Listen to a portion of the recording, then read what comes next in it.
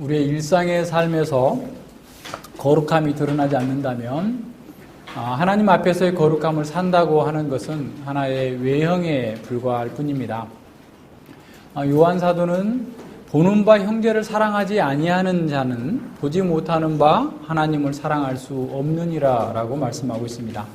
다시 말해서 하나님을 사랑하는 사람은 일상의 삶에서 만나는 사람들, 형제들, 또 이웃들을 사랑으로 나타나야 된다라는 거죠.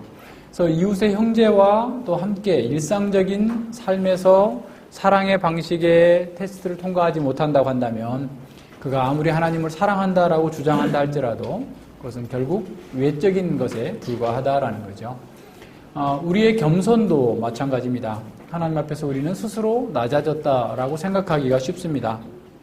그러나 하나님 앞에서 자신을 낮춘 사람은 사람을 향한 겸손을 통해서 자신이 진정으로 하나님 앞에 겸손한 사람이다 라고 하는 사실을 증거해야 됩니다. 이것이 겸손이 우리 속에서 우리의 본성으로 녹아져 들어가 있어야 된다라는 것을 의미하는 거죠. 그러니까 말로는 겸손을 주장하지만 다른 사람을 자기 아래 두고자 하고 말로써 그것을 이기고자 하고 이런 여러 가지 태도들이 우리 가운데 계속해서 나타나고 있다면 우리는 과연 겸손한 사람인지를 생각해 봐야 됩니다. 우리가 진정으로 겸손을 소유하고 있다고 한다면 일부러 겸손한 척을 할 필요가 없겠죠. 왜냐하면 우리의 삶 전체의 영역 속에서 그런 겸손이 자연스럽게 드러나야 되기 때문에 그런 거죠. 우리의 진정한 신앙의 어떤 모습은 어떤 대단한 어떤 결단이나 고백 속에서 드러나는 것이 아니라 일상 속에서 사소해 보이는 그 일을 어떻게 반응하느냐에 따라서 우리의 신앙의 상태가 잘 드러나게 됩니다.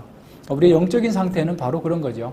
사소해 보이는 형제들과의 교제 속에서 그분이 어떤 태도를 갖고 있는가, 또 이웃과의 관계, 내 부하 직원에게 또 이웃에게 어떤 자세와 태도로 얘기하고 있는가, 이런 것들을 살펴보면 더 잘 알 수 있는 거죠. 그래서 어떤 면에서 웅장한 기도나 신학적인 지식이 아니라 우리의 평범한 삶 속에서 우리의 영적인 상태가 더 잘 드러난다라고 하는 것을 기억해야 됩니다. 이 여호사밧을 보면 사실 그 삶 속에서 우리는 그러한 그 하나님에 대한 사랑과 그 겸손을 발견할 수 있습니다. 그런 진정으로 어떤 상태에서 또 어떤 가운데에서 무엇을 위해서 어떻게 기도했는지 이것을 우리에게 보면서 우리가 과연 여호사밧의 이런 기도와 삶을 통하여서 오늘 우리가 배워야 될 것이 무엇인지를 다시 한번 점검해보고 여호사밧이 승리한 그 승리의 길로 우리도 나아갈 수 있기를 바랍니다. 우선 본문의 문맥을 보면요, 여호사밧은 다윗으로부터 시작된 이스라엘 왕의 6번째 왕입니다. 그러니까 다윗, 솔로몬, 르호보암, 아비야, 그리고 아사, 그죠? 예, 그리고 그런 다음에 바로 이 여호사밧 왕이죠. 그래서 분열 왕국으로서는 그 4번째 왕이고 다윗으로부터는 6번째 왕입니다. 이 여호사밧의 아버지 아사 왕은 경건한 왕이었어요. 그래서 한 41년 동안 잘 통치를 했죠. 물론 말년에 잘못된 행동을 해서 책망을 듣기는 합니다만 이 역대기 기자나 열왕기 기자는 그를 경건한 왕으로 평가를 하고 있습니다. 이 아사 왕은 바로 그 아사 왕의 아들인 여호사밧은 35세의 왕이 됩니다. 그래서 25년 동안을 통치하는데 이 여호사밧 왕도 경건한 왕이다라고 하는 평가를 들어요. 근데 이 여호사밧이 왕이 될 때 북이스라엘의 가장 악한 왕 아합 왕도 왕이 됩니다. 근데 이제 북이스라엘과 남유다가 계속해서 전쟁을 하다 보니까 서로에게 피해를 주니까 이 아합 왕은 남유다와는 되도록이면 싸우지 않고 좀 화친을 해야 되겠다 해가지고 이제 화친 정책을 쓰게 되니까 여호사밧도 굳이 그렇게 나오는 걸 이렇게 싸울 필요는 없게 되니까 화친하게 되죠. 그래서 그로 인해서 이제 여호사밧은 선한 왕이지만 아합과 북이스라엘 왕국과 연합함으로 말미암아서 상당히 큰 어려움을 겪게 돼요. 역대하에서 이 여호사밧의 행적을 17장, 18장, 19장, 20장 거의 4장에 걸쳐서 이렇게 소개하고 있는 것은 굉장히 중요한 의미를 가지고 있습니다. 다시 말하면 여호사밧 왕에게 우리가 배울 게 그렇게 많다라는 것을 보여주고 있는 거예요. 특별히 역대기 기자가 포로 후기에 지금 바벨론에서 돌아온 공동체들, 특별히 지금 자폰을 해가지고 그들의 정체성을 잃어버릴 수 있는 그런 상황 속에서 여호사밧의 죄를 동일하게 두 가지를 지적하고 있죠. 첫째는 어떤 거였어요?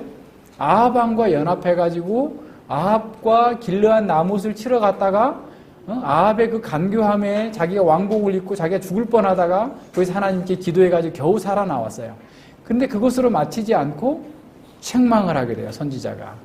책망을 예후 선지자가 와가지고 당신이 하나님을 기뻐하고 하나님을 사랑한다고 하면서 하나님을 미워하는 자와 연합하는 게 맞습니까? 라고 하는 강한 책망을 하죠. 그래서 회개하고 나서 19장에 보면 더 강하게 어떻게 보면 하나님의 말씀대로 살기를 갈망하고 자기도 하는 말씀에 굴복하고 모든 방백들에게 또 전국을 순회하면서 백성들에게 하나님의 말씀대로 살자라고 하는 철저한 개혁을 하게 됩니다.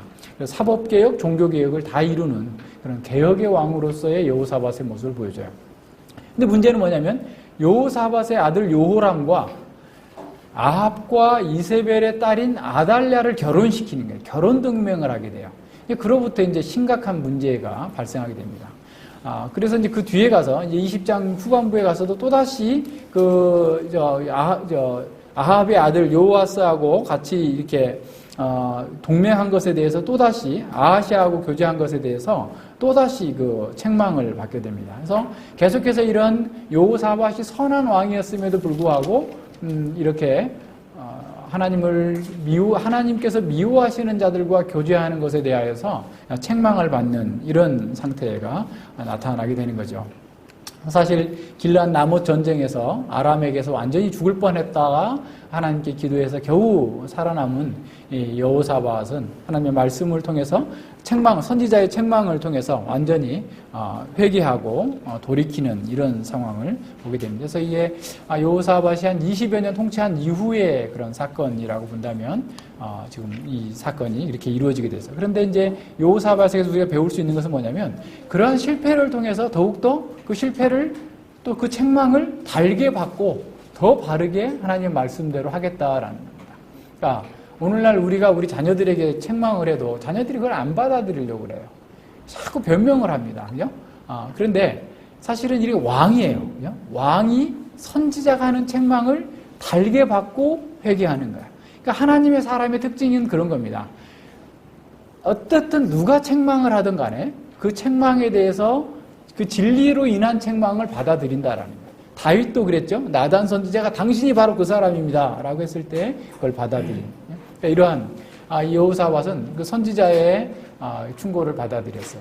이게 이제 이런 면에서 아주 중요한 거죠. 그래서 이 여호사밧은 전국을 돌아다니면서 율법을 갱신하고 우상을 척결하고 또 사회 전체 전반에 공의가 실행될 수 있도록 재판관들을 세워가지고 하나님께서 기뻐하시는 바를 따라서 모든 삶의 그 여정들이 새롭게 되어질 수 있도록 이스라엘 백성들을 향하여서 가르치는 일에 아주 전심하고 있습니다. 자, 이것이 19장까지의 일입니다. 그래서 19장 그 6절과 7절만 보면 너희는 행하는 바를 삼가라. 너희의 재판하는 것이 사람을 위함이 아니요 여호와를 위함이니 너희가 재판할 때에 여호와께서 너희와 함께 하실지라. 그런즉 너희는 여호와를 두려워하는 마음으로 삼가 행하라. 우리 여호와 하나님께서는 불의함도 없으시고 편벽됨도 없으시고 뇌물을 받으심도 없으니라. 그러니까 모든 사람에게 공의로 대하라라는 거예요. 자식이라고 해서 잘 대해주고 이웃이라고 해서 잘 대해주고 친척이라고 친구라고 잘 대해주지 말고 오직 하나님의 말씀대로 행하라라는 거예요. 자, 이게 오늘 우리에게 있어서도 아주 중요한 거예요. 아침에도 우리 집에서 그런 얘기했지만 베드로는 예수님께서 가장 신뢰하는 어떤 예제자였지만 그가 주님의 길을 막을 때는 사단아 내 뒤로 물러가라 단호하게 친 거예요. 그죠? 예수님의 가족들, 육신의 가족들, 동생들이 예수님을 찾아올 때마다 누가 내 자식이고 내 동생이냐? 하나님의 말씀대로 행하는 자가 내 이웃이고 내 어머니고 내 모친이다. 내 동생이다. 라고 얘기합니다. 다시 말하면 하나님의 백성들은 모든 면에서 공의로 판단해야 돼요. 공의로. 우리 자신마저도 공의로 판단해야 됩니다. 내 아내니까 봐주고 누구니까 봐주고 이렇게 하는 게 아니라 모든 사람을 공의로 판단하는 거예요. 그런 면에서 이런 여호사밧은 너희가 재판하는 것은 사람을 위해 재판하는 게 아니다. 사람을 위해 재판하면 어떻게 되겠어요? 편벽되게 되는 거예요. 내가 보수냐, 나의 사상에 따라서 진보냐에 따라서 그 판결이 달라질 수 있는데 그렇게 하지 말고 오직 여호와를 위하여서 여호와의 나라, 하나님의 나라에서 하나님의 백성들이 공의로 심판받을 수 있도록, 공의로 재판받을 수 있도록, 어느 누구도 억울함이 없도록 사회 전반의 모든 면에서 하나님의 뜻이 시행되게 하라라고 하는 것을 이렇게 보여주고 있습니다. 그래서 여호사밧은 선지자의 책망을 들은 후에 진심으로 회개하고 과거의 삶의 방식을 청산하고 하나님의 말씀을 통해서 전 국가적인 개혁을 실천해내는 그런 진정한 개혁적인 왕이었죠. 그래서 그 개혁의 목표는 뭐냐면 모든 삶의 요소나 내용과 형태가 하나님을 경외하는 방식으로 나아가라라는 거예요. 그러니까 우리의 삶 전체에 하나님께서 기뻐하시는 바를 따라서 행하는 하나님의 공의가 우리의 삶을 통해서 드러나도록 만드는 것, 이것이 그의 개혁의 목표였습니다. 재판은 사람을 위한 것이 아니다, 여호와를 위한 것이다 라고 하는 공의를 실현하는 것이 분명한 목적이었음을 말씀해주고 있는 겁니다. 자, 하나님의 공의를 실천하는 것, 공의가 있는 곳에 안식이 있어요. 사람들은 반대로 생각하죠. 힘이 평화를 가져다 줄 것이다, 어떤 능력이 평화를 가져다 줄 거다 하지만 진정으로 사람에게는 하나님의 공의가 실행될 때의 안식이 있습니다. 그래서 하나님의 나라는 말씀의 통치, 공의의 통치를 통하여서 모든 사람이 안식과 평강을 누리도록 만드는 거예요. 그런 면에서 여호사밧은 온 세계 가운데에서 하나님의 공의를 드러내는 그런 목표를 가지고서 개혁해 나갔다라고 하는 것을 보여주는 거죠. 그러니까 교회가 공의가 있어야 돼요. 그러니까 오늘날 교회가 하나님의 말씀이 없고 공의가 없으니까 힘을 가지고 세상을 위협해요. 그러니까 어제도 인터넷 신문에 15만 건의 조회가 있었다라고 하는 어떤 블로그 기사가 나왔는데, 어느 교회에, 그 교회 앞에가 자기 집인데, 거기 4만 원 내고 이렇게 도로 옆에다가 주차하는 거 있잖아요. 갓길에. 그걸 이렇게 어디 나갔다 왔는데, 누가 차를 대놨더라는 거예요. 그래서 전화를 했더니 전화를 안 받는 거예요. 주일날에. 그러고 나서 이제 자기는 굉장히 급한 일이 했는데, 어떻게 다른 데다 해놓고 겨우 이렇게 일을 마쳤나 봐요. 그런데 이제 월요일 날 전화가 왔더라는 거예요. 그 교회 장로라는 분이 전화를 해가지고 자꾸 그런 식으로 하면 구청에 얘기해가지고 이 노면 주차장 없애버리겠다 라고 했다는 거예요. 이 사람이 너무 황당할 거 아니에요. 사과를 해도 어떻게 보면 참 언짢은 상황인데, 그죠? 그러니까 교회가 정말 다른 사람에 피해를 줘서는 안 되는데도 불구하고 피해를 줬으면 사과를 해도 시원치 않은 판에 위협을 하는 거예요. 그러면서 자기가 무슨 구청에 하는 사람이다, 등등의 이런 얘기를 했다고 그래가지고 이 사람이 어디다가 글을 올려놓으니까 막 인터넷에 그냥 바글바글 난리가 났나 봐요. 그러니까 이제 급하게 그날 저녁에 또 그 사람이 전화해서 사과할 테니까 그 글 좀 내려달라, 등등의 얘기했다는 것이 이렇게 신문에까지 나타나고 이러는데, 이게 정말 뭐 하고 있는 건지 모르겠어요. 그러니까 교회가 세상에 빛이 된다라는 것은 세상에는 공의가 없는데 교회에는 공의가 있다라는 거예요. 그게 빛이 되는 겁니다. 1차적으로. 가서 막 복음 전한다고 하고 전도지 나눠주고 이게 아니고 1차적으로 교회 가운데에서 하나님의 말씀의 통치가 이루어지고 공의가 세워지는 것. 모든 면에서 공정하게 어느 누구도 억울함이 없이 어느 누구도 패자도 승복할 수 있는 그런 의로움이 나타나야 되는데, 이게 이제 교회가 하나님의 말씀이 없어지다 보니까 자꾸 힘을 가지고 사람들을 협박하고 하는 거, 이건 사단의 방식입니다. 힘에 놀리는 사단의 방식이에요. 그러니까 이런 것 때문에 이 문제인 거죠. 이 여호사밧의 개혁은 바로 그걸 보여주고 있는 거예요. 하나님의 나라에서는 모든 것이 하나님의 공의에 의해서 이루어져야 된다라고 하는 것을 가르치는 겁니다. 자, 이런 상황에서 이렇게 그러면 정말 이렇게 나라를 개혁하고 온전하게 하나님만을 위하여서 하나님의 공의가 시행되는 나라를 만들었으니 그러면 그 나라는 평강이 있을 것인가? 그렇지 않아요. 대적들은 그런 걸 노리는 거예요. 많은 지금 온 이 모압 자손과 암몬 자손과 마온 사람들이 수도 없이 많이 지금 몰려와서 전쟁을 일으키고자 하는 이런 상황에 나왔습니다. 원래 이 암몬과 모압은 다윗 시대부터 다윗에게 조공을 바치는, 유다의 조공을 바치는 그런 국가였어요. 그리고 이제 북이스라엘에게 조공을 바쳤었는데, 북이스라엘이 이제 아합이 죽고 나서 약해지게 되니까 조공도 안 바치게 되고, 북이스라엘을 치고자 하니 북이스라엘이 좀 버거운 상대고, 그러니까 유다를부터 치자 해가지고 지금 연합해가지고 엄청나게 몰려온 이런 상황입니다. 그런 상황에서 여호사밧은 첫 번째 한 일은 뭐냐면 하나님께 얼굴을 향하고, 그러니까 여호와의 낯을 향하여 간구하면서 온 유다 백성들에게 금식하라고 공표하고 있는 거예요. 자, 이런 위기 상황이 왔을 때 여호사밧의 첫 번째 한 일은 뭐냐면 여호와의 낯을 향하였다라는 거예요. 여호와에게 낯을 향하였다. 여호와의 얼굴을 바라보고 있다라는 의미예요. 자, 여호와의 얼굴을 바라보았다라고 하는 것은 지금 뭘 얘기하는 겁니까? 첫 번째는 여호사밧은 이 전쟁의 문제를 영적인 문제로 봤다라는 거예요. 저것들이 우리를 빼앗아서 어떻게 하려고 하고 막 이 정치적인 계산, 군사적인 계산을 한 것이 아니라 1차적으로 그 문제를 영적인 문제로 보고 하나님께 나아갔다라는 겁니다. 자, 여호사밧의 여호와께 낯을 향하고라고 했을 때 여호사밧은 실제로 하나님의 얼굴을 마주보고 있는 것처럼 기도한 거예요. 자, 우리도 기도할 때 하나님의 얼굴을 배없는 가운데에서 기도하고 있다라고 하는 하나님의 임재를 인식하고 있는가? 이걸 중요하게 생각해야 돼요. 예전에 제가 청년 때 어떤 형제가 그렇게 얘기하는 걸 들었어요. 자기는 기도를 막 하는데 정말 하나님 이걸 듣고 계실까? 라고 하는 의문이 든다는 거야. 그러니까 하나님의 임재 앞에 여호와의 낯을 향하여 기도하고 있다라는 인식이 너무나 지금 희박한 상태인 거죠. 그러나 우리가 하나님께 기도한다라고 할 때는 우리가 우리의 육신의 형제와 친구와 함께 대화하는 것처럼 여호와 앞에 여호와께 낯을 향하고 여호와께 말씀을 드린다라고 하는 그 의식이 첫 번째로 있어야 됩니다. 사실 하나님께서는 영이시고 무한하신 분이시기 때문에 감히 우리가 하나님 앞에 나아갈 수 없는 그런 존재죠.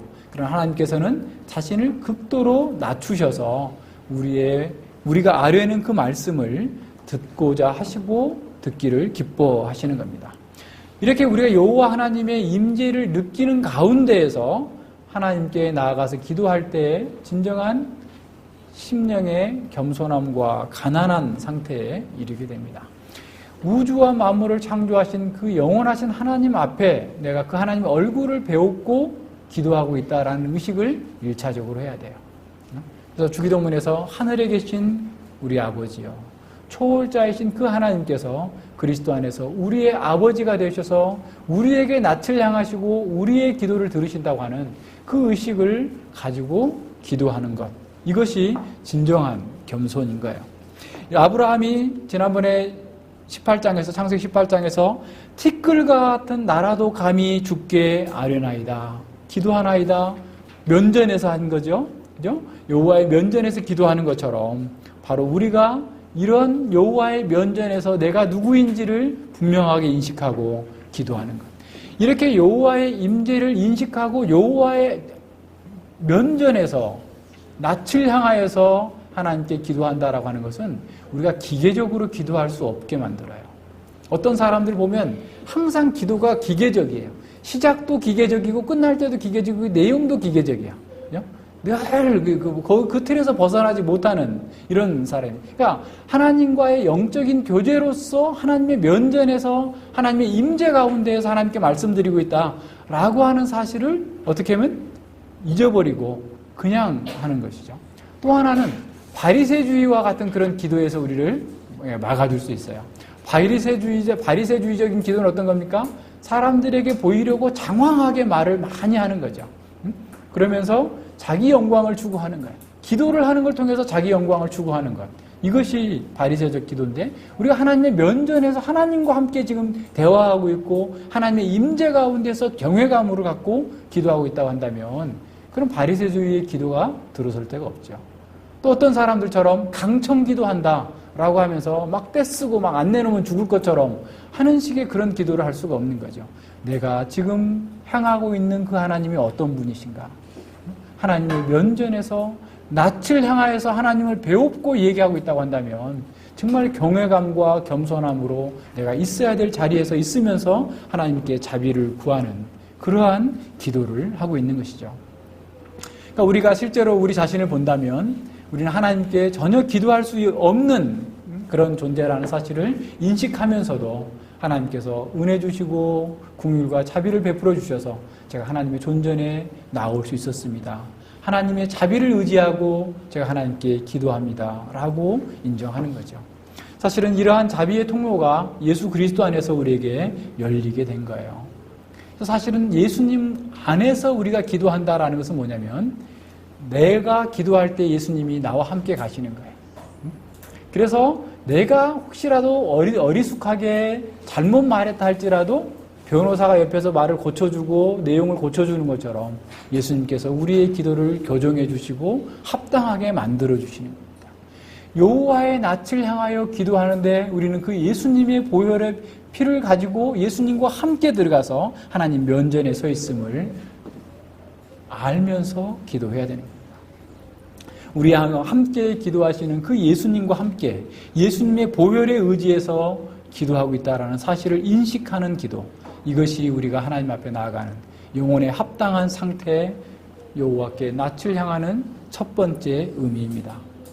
여호사밧은 하나님께 온전히 그 임재 앞에 나아갔지만 자신의 의가 아니라 하나님께서 베푸신 긍휼과 자비를 의존해서 그리스도 안에서 하나님의 보좌로 나아간 것입니다. 두 번째로 이 여호사밧의 기도는 여호와의 성품에 근거한 기도입니다. 여호사밧은 온 유다 백성들에게 금식을 선포하고 모든 유다 백성들을 성전으로 모이게 한 거예요. 성전 뜰에 모이게 했습니다. 그러니까 그가 개혁을 할 때 가장 먼저 종교 개혁을 했다고 한다면 성전을 수리하고 성전에 있는 모든 제도를 바르게 갖추어 놨겠죠. 그래서 이 모든 이런 상황들을 이 영적인 문제로 보고 오히려 한번 보세요. 전쟁이 났으면 백성들을 더 잘 먹이고 백성들을 무장시키고 군량미를 점검하고 작전을 세우고 이렇게 하는 것이 왕으로서 최고의 군수 통수권자로서 해야 될 일인데 오히려 그렇게 하지 않고 금식을 선포하고 먹어야 될 사람들을 먹지 않게 하고 나와서 기도하게 하고 있다라는 거예요. 이건 뭘 의미하는 거예요? 여호사밧에게 하나님의 백성에게 주어지는 모든 일들은 영적인 일들이다라는 거예요. 그래서 그 영적인 문제로 그걸 보고 하나님 앞에 그 문제를 가지고 나아가는 겁니다. 우리가 하나님 앞에 나아가서 기도하기 전에 먼저 해야 될 게 있어요. 이것을 내가 기도하기에 합당한 것인가 아닌 것인가. 우리가 어떨 때 보면 우리가 어렸을 때 저도 그랬지만 내가 기도하지 않아야 될 내용들을 너무 많이 기도한 거야. 자신의 육신의 정욕에 관한 것, 자기가 원하는 것들 등등을 이렇게 많이 기도하고 있었던 것이죠. 그러나 우리가 기도할 때 첫 번째 내용은 어떤 거여야 되냐면 그런 하나님의 존전에 나아간다고 하는 임재의식 다음으로 내가 무엇을 기도할 것인가? 내가 이렇게 기도하는 것이 하나님의 백성다운 것인가? 그리스도인으로서의 합당하게 구하고 있는 것인가를 먼저 점검해 봐야 됩니다. 자신의 영광을 추구하는 것인가? 하나님의 영광을 추구하고 있는 것은 아닌가? 하나님의 영광을 생각하지 않고 자신의 안락함과 자신의 평강만을 추구하고 있는 것은 아닌가라는 것을 생각해 봐야 하고 점검해 봐야 되는 거예요. 자신에게 영적인 유익이 있다 할지라도 그것 때문에 하나님의 영광이 훼손된다면 우리는 그것을 잘못된 기도라고 할 수 있는 것이죠. 우리는 기도하기 전에 우리가 기도하는 것이 과연 하나님의 뜻에 합당한 것인지를 먼저 살펴야 되고 이것이 정말 하나님의 영광을 드러내는데 적합한 건가? 아니면 이것 때문에 하나님의 영광이 훼손당하고 우리 자신이 영적으로 손해볼 수 있을 것인가에 대해서 점검해보는 것이 중요합니다. 하나님의 사람 루터는 이렇게 말했다고 그래요. 주여, 이제부터 주께서 제 뜻대로 할 것입니다. 해야만 합니다. 라고 이렇게 한 거죠. 어떻게 저렇게 기도할 수 있지? 하나님께서 내 뜻대로 해달라니 어떻게 그렇게 기도할 수 있습니까? 라고 묻자 루터는 그 다음 말에 한번 붙이는 거죠. 주님의 뜻이 제 뜻이기 때문에 그렇습니다. 그러니까 자기가 원하는 대로 주님께서 다 해주십시오. 그런데 제 뜻은 다 주님의 뜻입니다. 다시 말하면 자신이 가지고 있는 모든 생각, 자신의 의지는 주님의 뜻에 완벽하게 굴복했습니다. 그러니 제가 구하는 것 다 들어주시옵소서 라고 기도한 거야. 우리가 그렇게 기도할 수 있다면 얼마나 복된 사람이겠어요. 내 뜻을 구하는데 그 내 뜻이 아니고 하나님의 뜻이어야만 하는, 내가 하나님의 뜻에 온전히 굴복되어서 살고 있다고 한다면 얼마나 아름다운 기도고 능력 있는 기도이겠어요. 여호와의 성품에, 여호와의 뜻에 맞는 기도, 바로 이 여호사밧의 기도에 잘 드러납니다. 6절에 보십시오. 우리 열조의 하나님 여호와여, 주는 하늘에서 하나님이 아니십니까? 이방 사람의 모든 나라를 다스리지 아니하시나이까? 주의 손에 권세와 능력이 있사오니 능히 막을 사람이 없나이다. 하나님은 이런 분이십니다 라는 거예요. 이러한 하나님께서 이 세상을 다스리고 열방을 다스리고 모든 사람들을 다스리고 우리의 조상의 하나님이신 이 하나님께서, 역사를 주관하시는 이 하나님께서 지금 이 상황을 보고 계십니까? 라고 묻는 거죠. 하나님께서 이 역사를 다스리고 통치하시고 하나님의 전능하심과 하나님의 거룩하심, 그 성품에 지금 벌어지고 있는 이 일이 하나님의 성품에 맞는 것입니까? 라고 묻는 겁니다.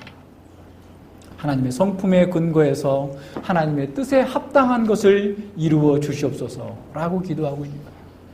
이렇게 기도하는 기도에 하나님께서 응답하지 않을 수 없는 겁니다.